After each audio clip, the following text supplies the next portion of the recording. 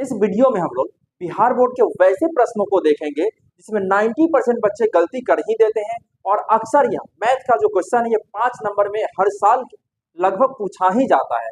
तो चलिए देखते हैं क्वेश्चन क्या कहता है। क्वेश्चन कहता है कि किसी आयत की लंबाई उसकी चौड़ाई से 5 मीटर अधिक है। किसी आयत की लंबाई उसकी चौड़ाई से 5 मीटर अधिक है।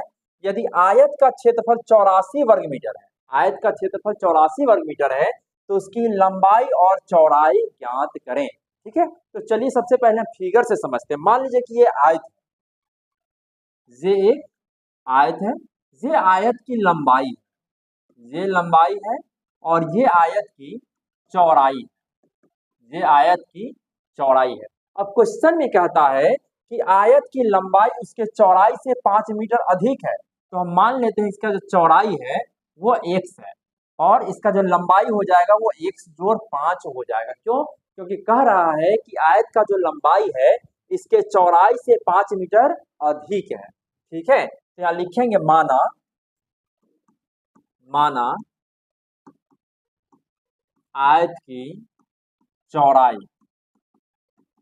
चौड़ाई बराबर x, तो आयत की जो लंबाई हो जाएगा, लंबाई वो x जोड़ 5 हो जाएगा। क्योंकि क्वेश्चन में कह रहा है कि आयत की जो लंबाई है उसकी चौड़ाई से 5 मीटर अधिक है। ठीक है, अब यहाँ क्षेत्रफल इसका दिया है, आयत का क्षेत्रफल 84 वर्ग मीटर स्क्वायर। ठीक है ना, तो प्रश्न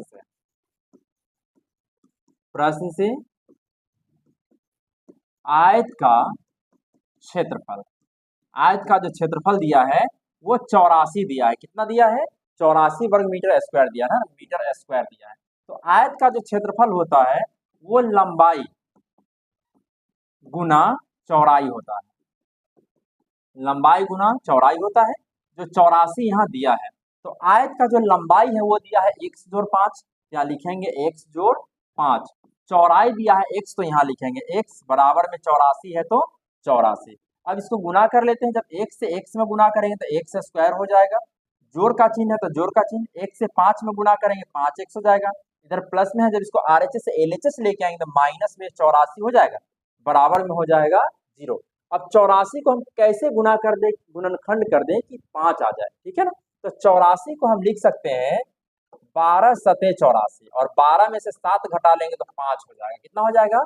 12 से 7 घटा लेंगे तो 5 हो जाएगा। ठीक है, तो x स्क्वायर जोड़ 12x माइनस 7x माइनस 84 बराबर 0 हो जाएगा।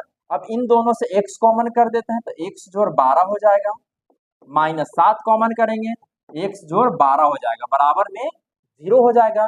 अब इन दोनों को एक साथ लिखेंगे तो ये x जोड़ 12 हो जाएगा और ये x माइनस 7 हो जाएगा, बराबर में 0। इसीलिए x जोड़ 12 बराबर 0, तो x बराबर माइनस में 12 हो जाएगा, और दूसरा x माइनस 7 बराबर 0, तो x बराबर प्लस में 7 हो जाएगा।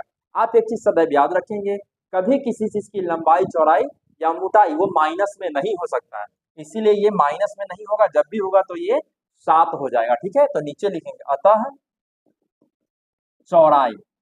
चौड़ाई जो हो जाएगा वो 7 मीटर हो जाएगा। चूंकि चौड़ाई को हम x माने हैं तो 7 मीटर हो गया, और जो लंबाई हो जाएगा, लंबाई वो क्या है? x जोड़ 5 है, x जोड़ 5 है ना, तो x के जगह हम 7 रख देंगे तो 7 जोड़ 5 हो जाएगा 12 मीटर। ये हमारा आंसर हो गया।